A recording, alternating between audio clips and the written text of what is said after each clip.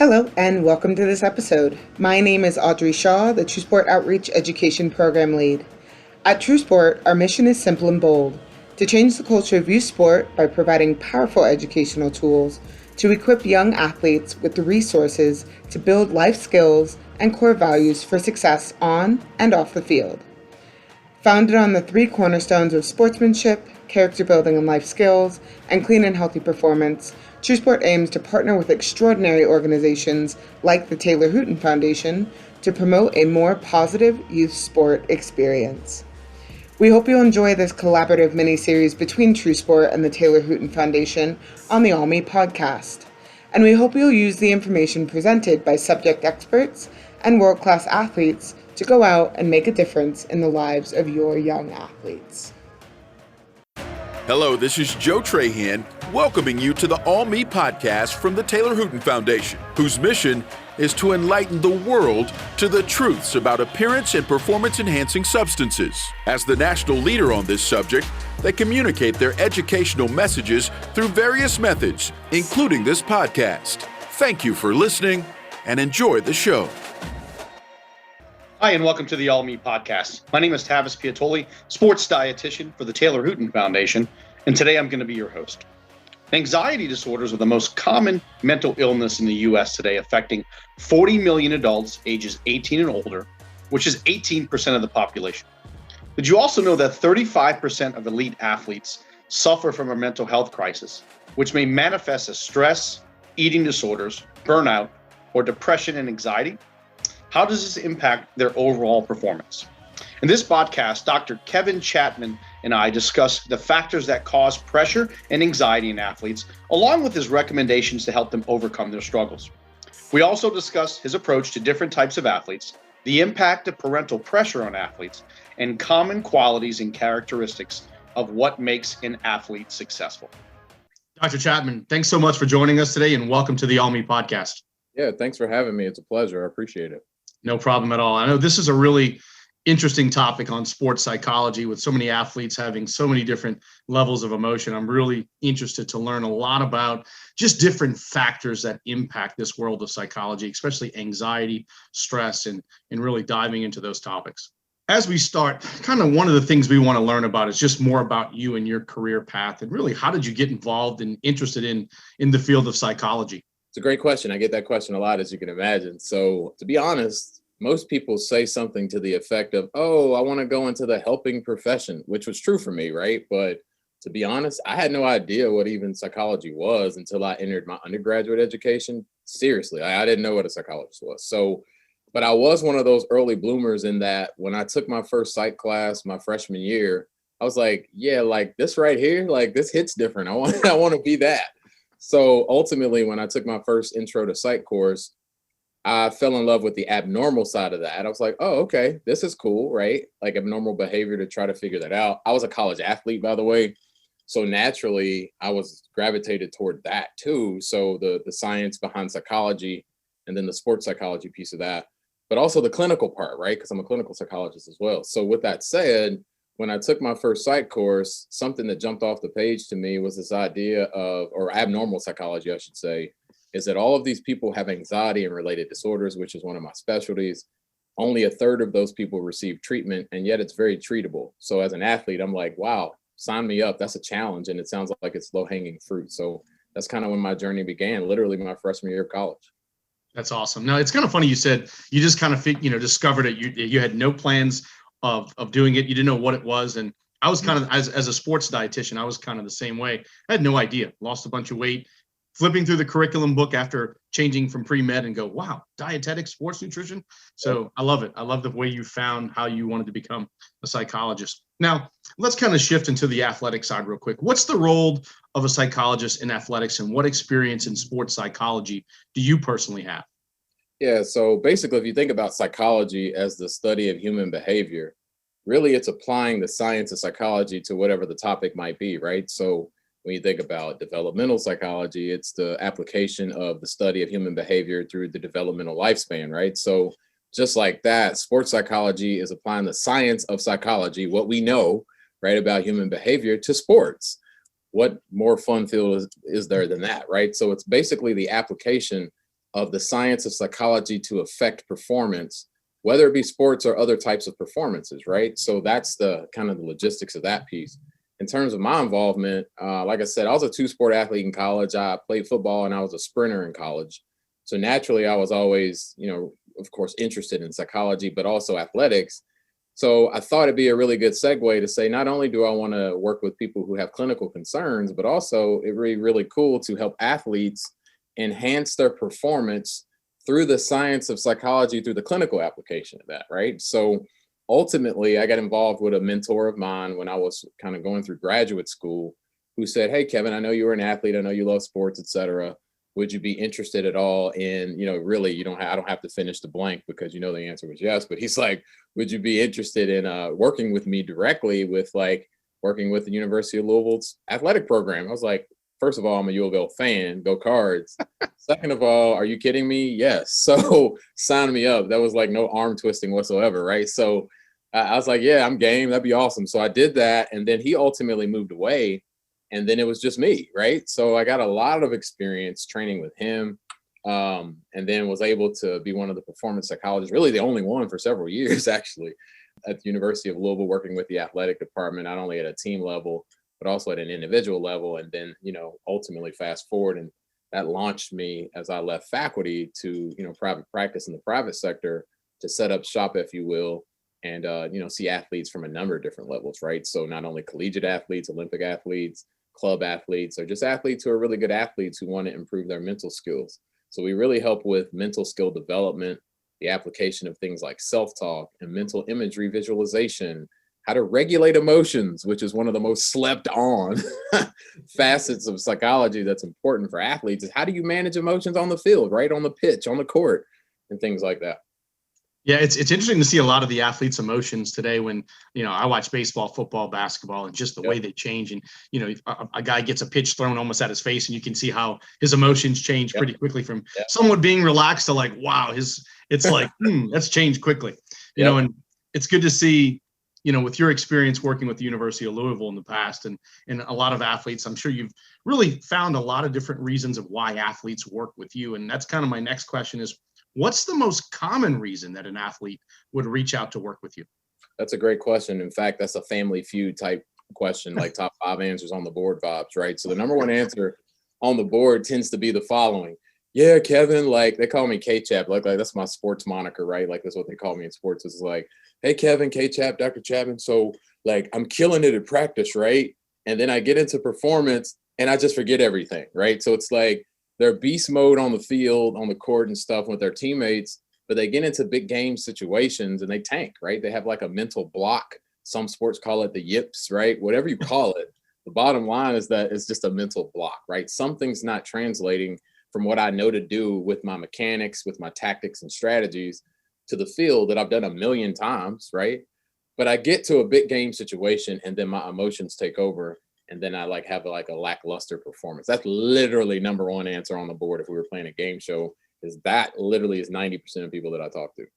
Wow. Yeah. You see that. I'm a sports junkie when it comes to data and watching a lot of this. You see, all right, this guy in the playoffs, we know he's done this, certain athletes, I won't say who, but certain athletes over the career, it's like, kill it during the season, come playoff time. It's like, who is this guy? Like, what happened to that person, right? It's just so weird. And that's so interesting you say that. Wow, that's great to know.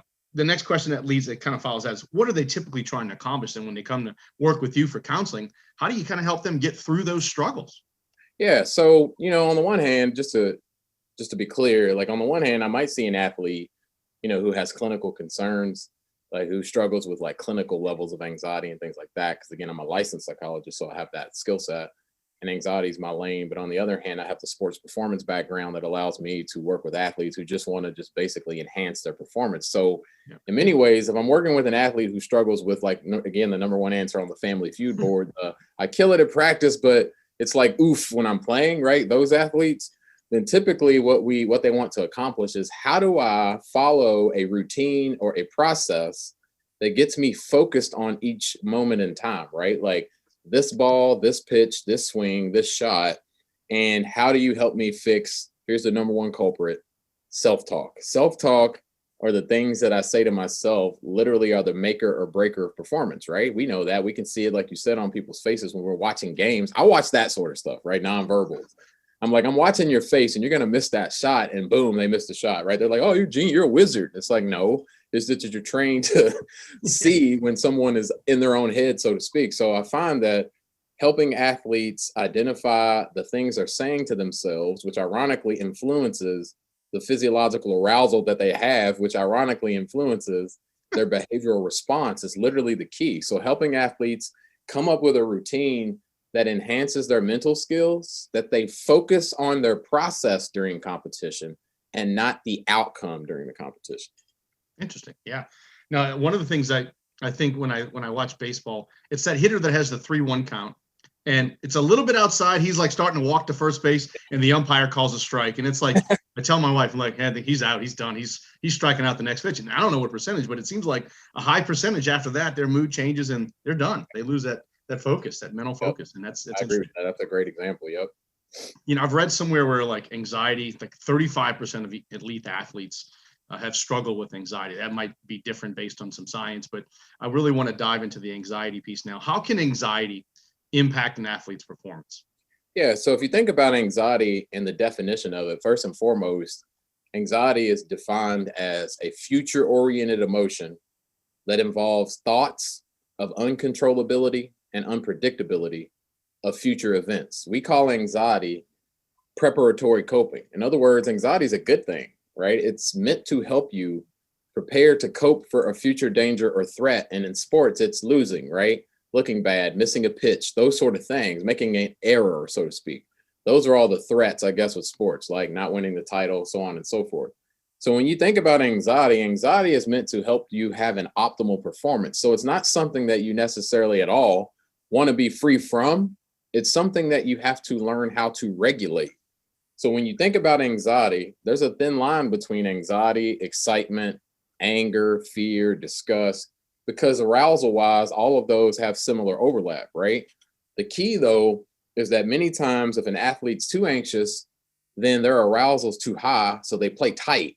You can get injured that way, right? Or you're gonna make a lot of mistakes that way.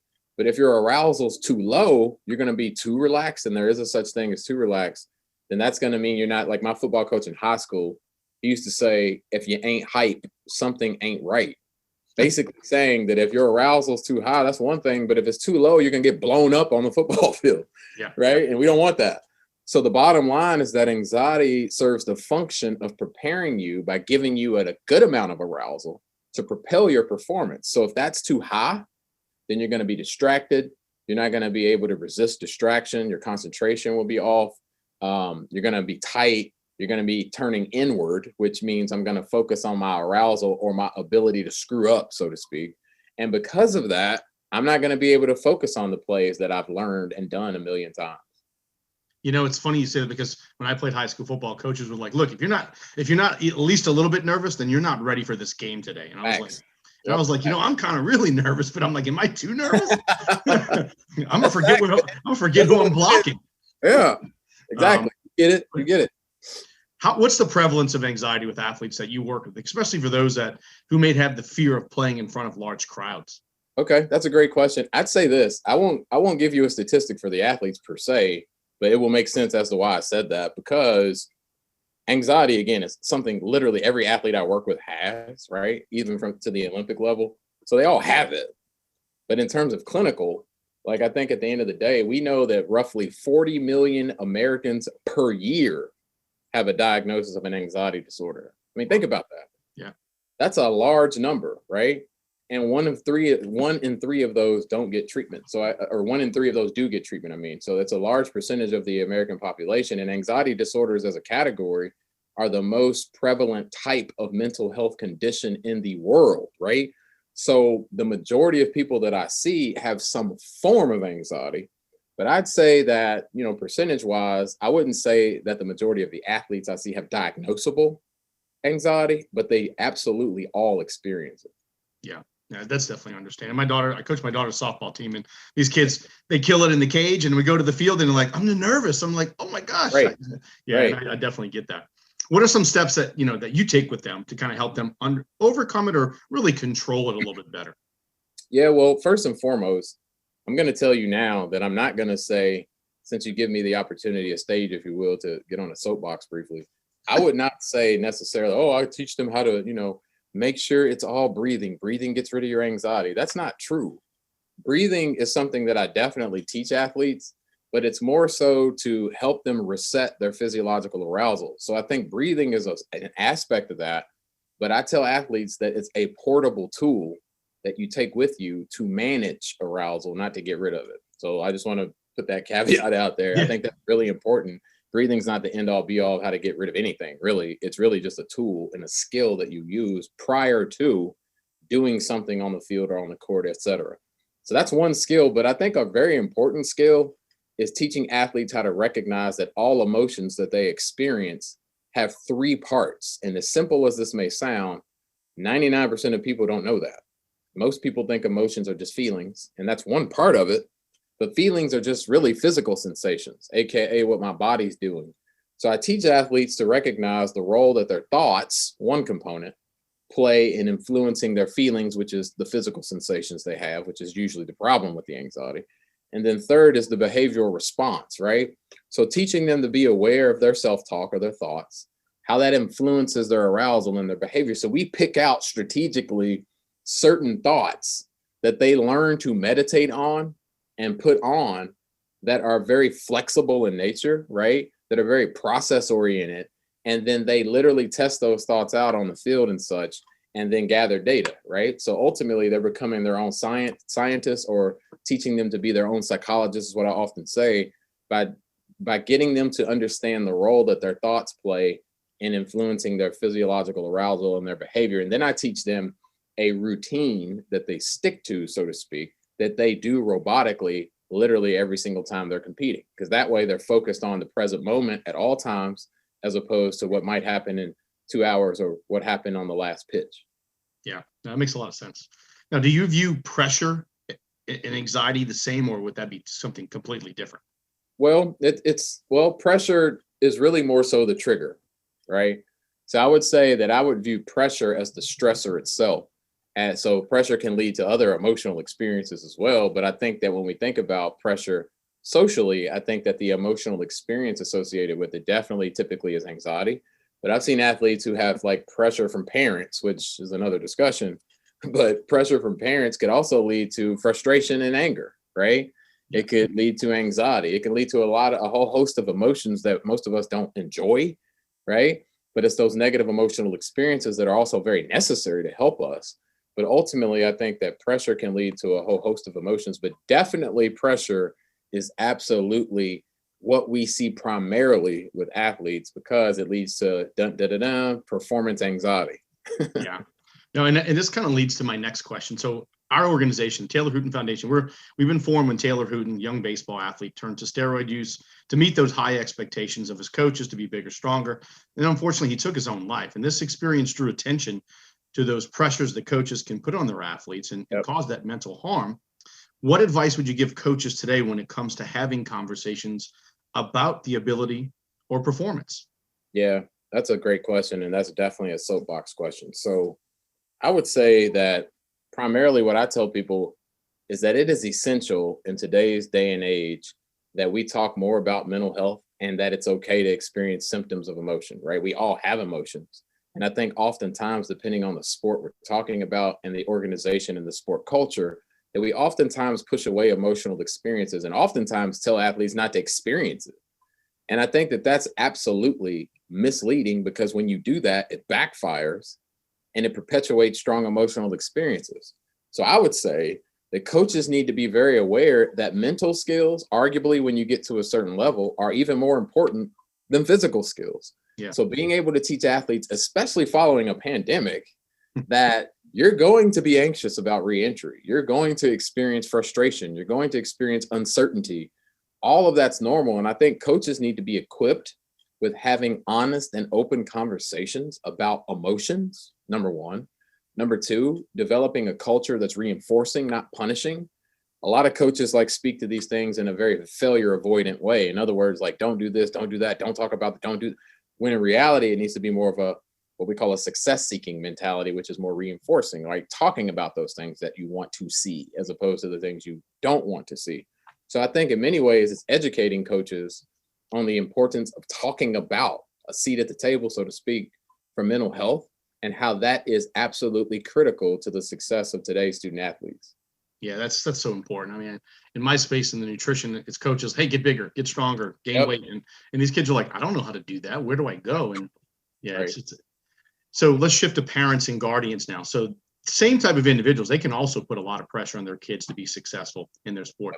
What impact might this type of pressure have on a young athlete mentally when their parents are the ones pressuring them to be successful at all costs?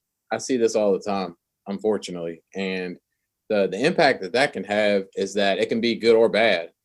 It can buffer a young athlete in particular in terms of the things they may experience from a coach that's too harsh or too tough, but it also can be damaging and lead them to have the pressure that you talked about a second ago.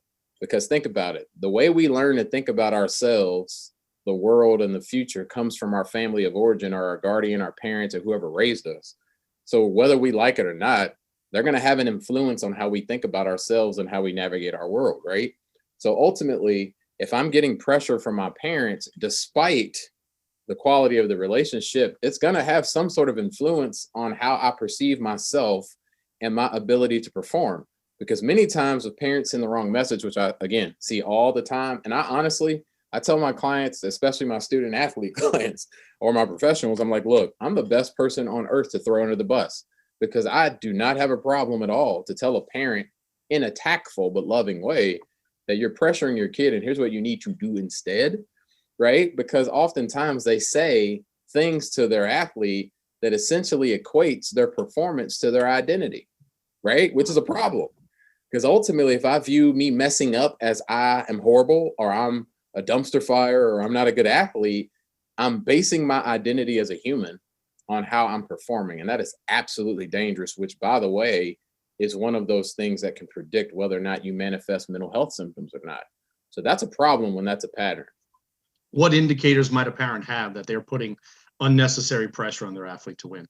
You know, I think one of the primary criteria clinically that we use is really the same that I would tell parents to look out for who are listening, particularly to this. And that is when it causes subjective distress. I'm bothered by it personally as the athlete. I'm expressing that it bothers me, and it impairs my functioning in one or more areas, i.e. my grades decline, my relationships, I don't want to be in them, or I'm destroying them, or I have no interest in the things that I once did. So we're talking now looking for symptoms of like depression, isolation, lack of interest in activities, avoidance behavior. Like I used to like to do these things, but now all of a sudden I'm avoiding it. Or in some kids' cases, they will tell you, they will have like anger bouts, right? They'll say like, get off my back. Like, this is too much pressure. I hate this. I hate you even. They'll even say sometimes, right? So it's this idea that my level of functioning that I'm seeing today is way different than what I'm used to, and it's shifted. Now, with these type of pressures, in your experience from a parent, can it lead to undesired outcomes like suicide, depression, anxiety? Unfortunately, I have too many examples of athletes whose parental pressure has led to, I won't say suicide, but I had an athlete recently who tried to commit suicide because of pressure. I've had athletes who struggle with bullying from teammates, which is another issue. But oftentimes, yes, this is when you can see, like, I tell people often, it's like the pandemic, for example, you know, that kind of tipped people over to experience strong emotions, right? So people who weren't maybe in like therapy and things like that, for many athletes, the pandemic actually tipped them over to be like clinical in terms of the symptoms that they have. And it's the same sort of vibe. Like if parents are pressuring enough, too much consistently, then you find that the superficial version is that the athlete stops liking their sport. But the worst version is that not only do they stop liking the sport, they start developing symptoms like depression and such. And yeah, then we have to start talking like, how do we intervene from a clinical standpoint? And yes, I have seen that. And that's unfortunately the problem with pressure, not only from parents, but also from peers, from coaches, and from sports organizations. Yeah, I've seen it firsthand. Just growing up and playing recreational ball to high school, certain parents are just, and they live through their kids and they want them to get to the highest level. And then come college, they're like, I'm done. I'm burnt out on that. I know. I know. It's unfortunate. I see it all the time too. With Taylor's history and what happened with him in the world of performance enhancing drug use, is this a common thing you deal with? And are there common mental health side effects of performance enhancing drug use? Yeah, I don't see a lot of PEDs, fortunately, and that's a plug for TrueSport and USADA. I think they do a phenomenal job of educating people on the dangers of that and the alternative healthy ways to, bigger, stronger, faster, et cetera. So I think that we've done a really good job of doing that. So I don't see a lot of PED stuff, thankfully. I think because we've done a good job of kind of influencing the culture in that regard, that's particularly in the area that I'm in. But with that being said, yes, there are absolutely tremendous side effects from that, because what you find is that that's often highly correlated with mental health disorders, right? Depression is probably going to be the most common one. Like literally a diagnosis. Many people say, oh, I felt depressed, but if a depressive episode and feeling depressed are separate. So if I have depression, meaning I've had at least 2 weeks or more of those symptoms, then we often see that the side effects of PED use lead to not only that, it's a chicken or the egg, because it's a bidirectional relationship. In other words, it's like, am I using PEDs because I'm depressed, or am I depressed and I'm starting to use PEDs? So it's like both, right? And then you see a lot of heightened anxiety-based disorders like panic disorder. There's a lot of physiological side effects when people use PEDs and such that, make them hypersensitive to normal bodily sensations. So depression is a big one. I think regulating anger is a big one. Like that's huge, right? And of course, like panic disorder and other anxiety disorders. You have a lot of experience working with athletes from high school all the way to that Olympic level. Are there any differences between your approach to athletes by level or sport based on, what they play, level, high school, Olympic, et cetera?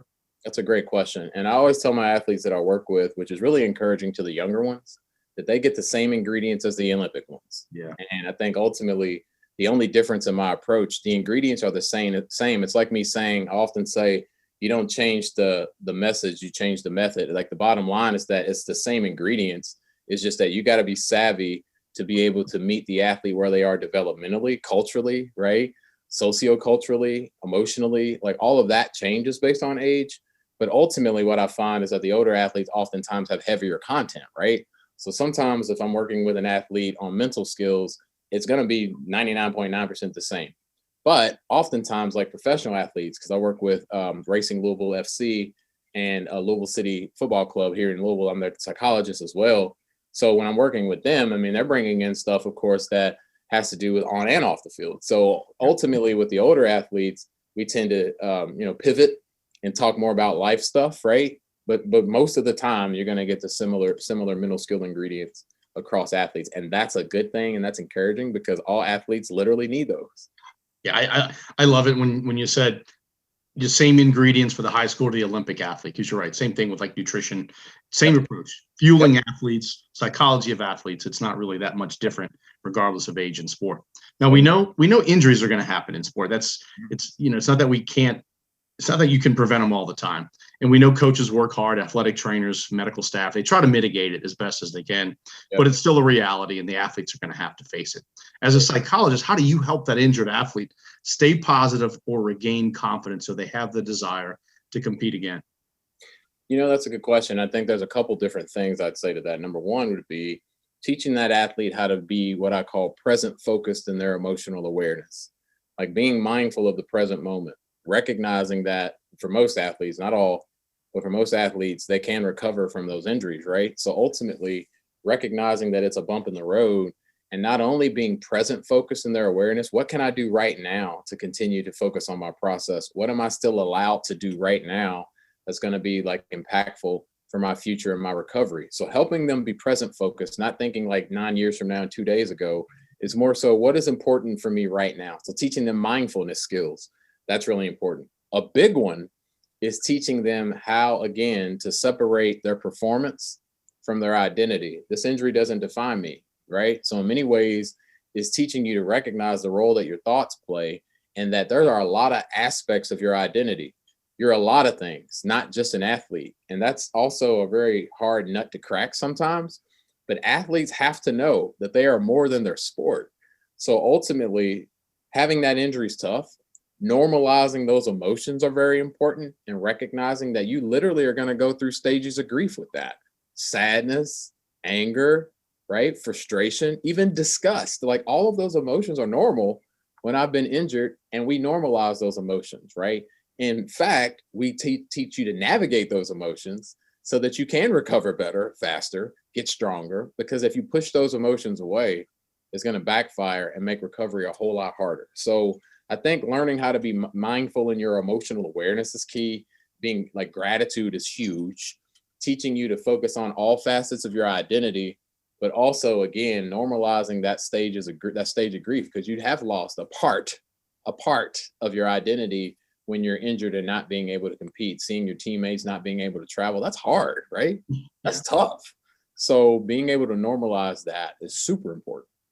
Yeah, it's interesting when you see athletes that what you think are career-ending injuries, like an Alex Smith, and you're like, wow, how do they come back? Obviously, yeah, they have a lot of resources compared to a younger athlete, but still, it's interesting to see where these athletes go.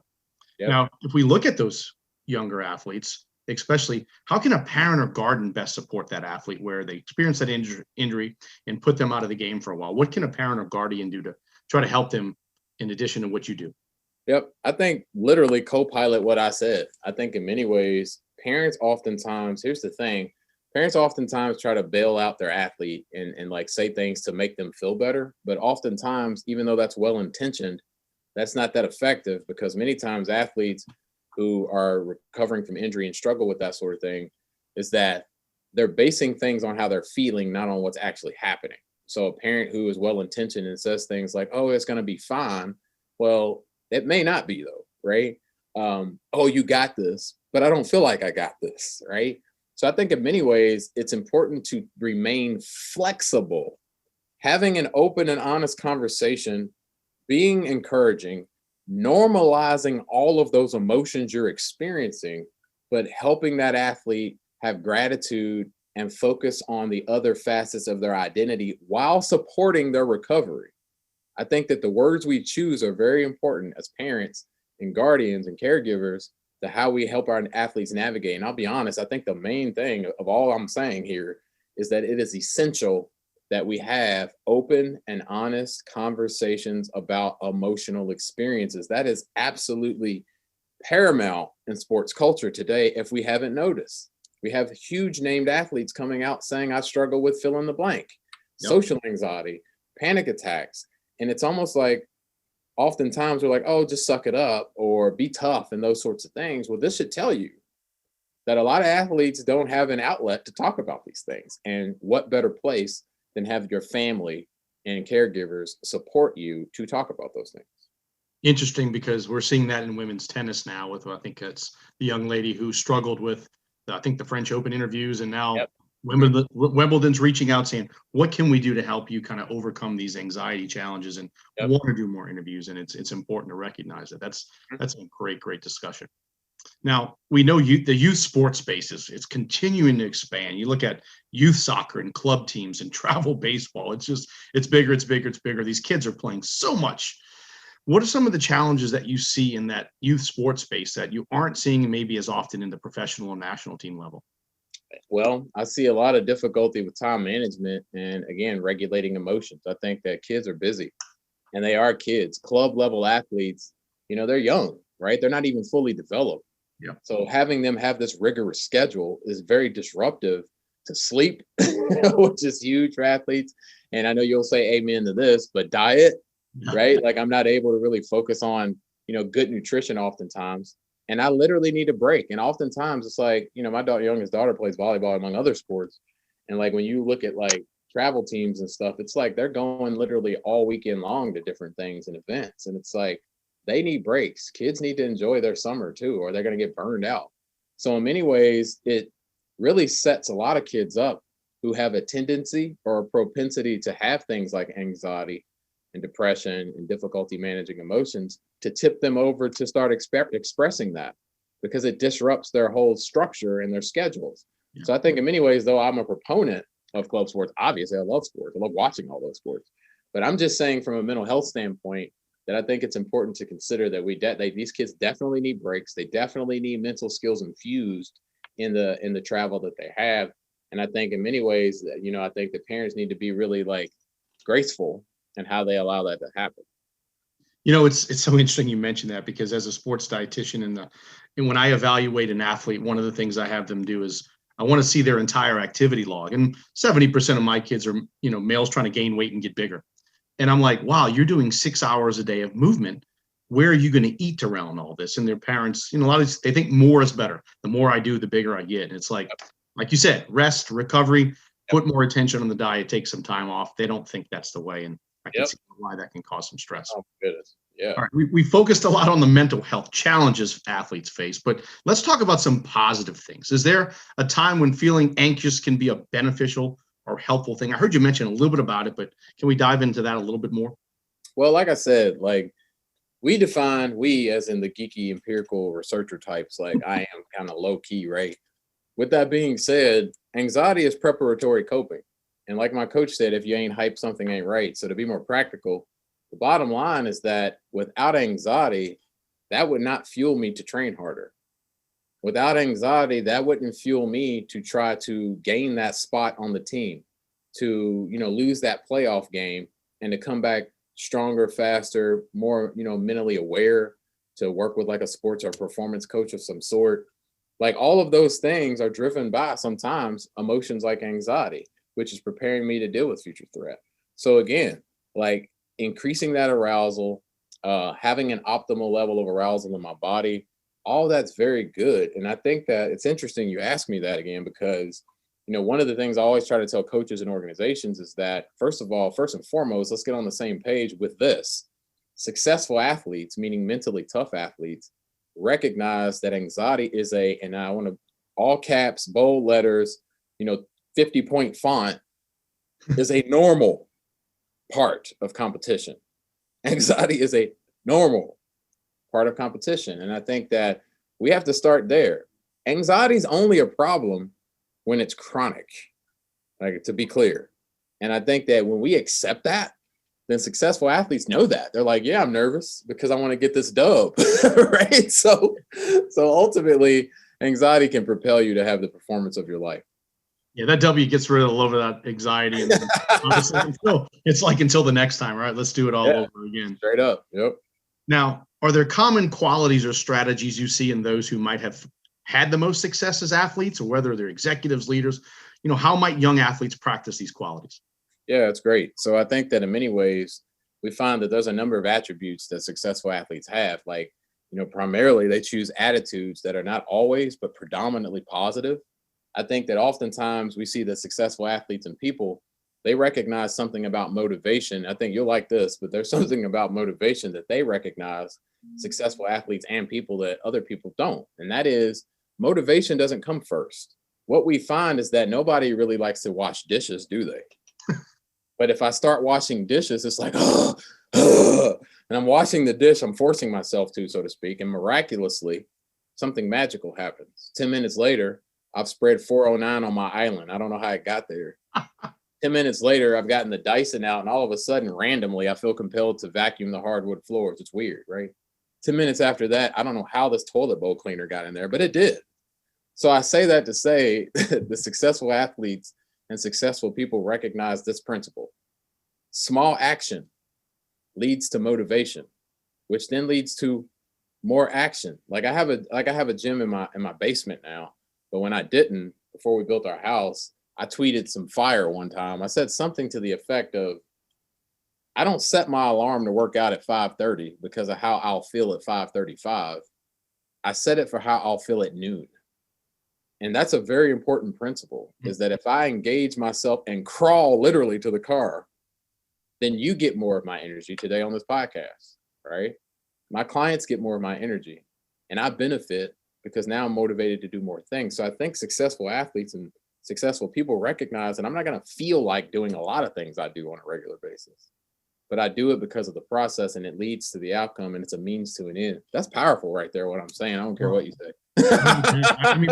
I literally wrote it down. Small action leads. I agree. I agree 100%. It's like little steps. Yeah. We chase the outcome, in weight loss, everybody chases the scale, and it's like, hey, if you put more attention to your habits, the outcome will happen. It's like building a house. It takes time. That's it. One brick at a time. Yes. As we kind of get last couple of questions I want to focus on is shifting a little bit to the treatment perspective. As what do you find has the biggest impact on improving outcomes for individuals dealing with anxiety disorders? Oh, hands down. The gold standard treatment, literally, not my opinion, it's the gold standard, is what we call cognitive behavioral therapy. And I'm certified in cognitive behavioral therapy, or CBT. That's what I've done my whole career, quite literally. And CBT is literally the most powerful intervention that teaches you to be your own psychologist. How so? Well, again, it's based on the premise that all emotions have three parts: thoughts, physical sensations, and behaviors. And teaching people to recognize, and athletes and even clinical cases to recognize, that anything that is developed that's problematic in your life, whether it be a phobia, whether it be a fear of public speaking, whether it be a fear of interacting with people, panic attacks, OCD, chronic worry, I'm like naming the whole gamut, so to speak, then ultimately your brain has created these learned associations. Like, I have high, strong emotions in the context of these situations, and my brain is reminding my body that it's dangerous when it's not. So CBT teaches you not only how to reprogram how you think about those situations, but also how to confront them. And that's really jives really well with an athlete, because most athletes I work with, like 99% of them, they're ready. Like they're like, let's go. It's going to be uncomfortable, but let's do it. Right. So this approach lends itself very well to athletes, because it's like, at some point, if you're afraid of elevators, CBT would say, well, at some point we got to stop talking about it, don't we? Right. We have to learn how to navigate emotions, not suppress or push them away. So it's an approach that teaches you to confront and face your anxieties and the distress that you have, reprogramming your neural pathways in your brain, and literally reprogramming how you interact in your brain and in your environment. It's powerful. And it's the gold standard approach for clinical cases for anxiety and related symptoms. Now, from the nutritional nerd side, I had to ask this next question because I was just curious based on some of the research I've read. Are there any nutritional therapies, let's say things like omega-3, that you've seen in the research that can be part of the treatment process to improve outcomes? Yeah, I think vitamin B complexes are powerful. Omega-3s are powerful. I'm really big on having like certain grams of protein, like 32 grams of proteins, powerful. I think like implementing those sort of supplements. I'm a fan of supplements. Like, I like supplements a lot. I like zinc and magnesium are really powerful. Like, all of those together combined promote a whole lot of healthy behavior, right? Like sleep quality, muscle recovery, as you know, yep. Right? Like alertness and cognitive clarity. These are all things that not only people need, but athletes need. So the reason I like supplements a lot, because I think that's, again, they're called supplements for a reason. You do all the other things. This is going to help you boost what you're already doing. So absolutely, all of those are very efficacious in enhancing mood, enhancing sleep quality, which for an athlete is absolutely money, and also energy levels. Yeah, I'm a big fan of the evidence base. There's a lot of great ingredients out there that really work and have science to support. Last question as we kind of close out, a ton of fascinating information, but if you had to give our listeners just a few tips or habits that have been proven to improve mental health and reduce anxiety, what would those be? Good question. I think that one of my favorite strategies that I would say, if I'm forced in a corner and say, give me one thing or else sort of vibes, I guess what I would say is that being aware of your emotional experience in real time and being able to process it before you react is huge. Well, how do you do that? That's a great question. So one way I would suggest is everything always starts with breathing correctly. I tell my athletes, since you have to breathe anyway, you might as well do it correctly. So ultimately, that's really simple, right? So ultimately, what I would say, there's a technique I like called anchoring. And anchoring has two parts. It's stopping and anchoring yourself, why it's called anchoring, to anchor in the present moment. So you get triggered by a bad play, a bad call, somebody says something disrespectful to you, like something that triggers an emotion. I think a very practical strategy is to take a step back, inhale through your nose for 4 to 5 seconds, exhale out your mouth for 6 seconds. Now you're grounded, your arousal is decreased. You're not going to overreact at that point. And then do what I call a 3-point check. What am I thinking right now? How am I feeling right now? What am I doing or feel like doing literally right now? And that's like transparency. If it's like, I feel like screaming and running out of the room, you should say that, because you're checking in with what's happening emotionally. Once you've done that, then you say, am I reacting to what's happening right now, or am I reacting to the future or the past? And then to wrap all that up, It's respond to what's happening right now. What's the most adaptive response right now? So I think that I say that because I think a lot of the stuff we struggle with can be alleviated by us processing before we react to things. And I think that that's the point I'm making, is that if we can practice that, I always tell people to do it twice a day, scheduled, so that it's automatic when they need to do it, if that makes sense. You're not going to do something like that unless you practice it, just like with strength training and all the other things we do as athletes. So anchoring is powerful. Again, breathing, 3-point check. How do I react to what's happening right now? What's the most adaptive response? And that will save a lot of tea, as my kids say, or drama. Now, how do we get all Americans to do that today, or anyone in the entire world to take that advice and say, let's implement it right now? Right. Now, right. Before you go, I have 3 what we call curveball questions for you. Now, you have no idea what these are. The good news is these have nothing to do with what you do for a living. These are just fun questions. Okay. You don't know. So I want to throw 3 little curveball questions at you just to kind of see what you think. Okay. I'm going to start with my favorite because I'm a music junkie. I love music more than probably sports. That's kind of like 1 and 1A. If you could be the lead singer of any band or musician, who would that be? Curveball. There's an individual rapper named KB that I really like. KB kind of hits different, so I would rap with KB, and I'd go back in time and be like, man, Fleetwood Mac kind of slaps. All right, that's 2 different genres. Interesting. I know. That's why, again, curveball answer. I mean, you're coming at me, so I'm gonna. It's kind of funny because my music genre, I'm more the hard rock, the heavy metal, the Seven Dust, the Tool, but I also grew up loving things like Dr. Dre. Yep. My boss and I were talking about, like, straight out of Compton. We was like, it's just that's just a great genre of rap that I love growing up in. Straight up. Yep. All right, if you had one superpower, what would that be, and how would you use it? I would probably say, dang, that is a curveball question. If I had one superpower, what would it be and how would I use it? I would probably say the ability to predict the future. And I think the way I would use that is that since we all like influence will, I think it'd be really cool to be able to detect what people, especially people that I care about, what they would do in certain scenarios. Because I'm a huge Marvel fan, by the way. Okay. So Doctor Strange vibes, I'd be able to help influence and alter emotional behaviors. Look, like, listen to me. It sounds like that's what I do for a living.